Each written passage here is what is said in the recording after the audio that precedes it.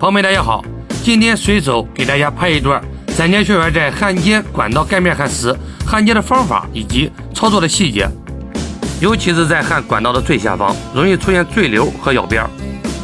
在焊接时，焊条一定要压低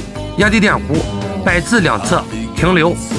一定要看清贴准满了以后再往回摆，这样能够避免两侧咬边。这是最后的焊后成型。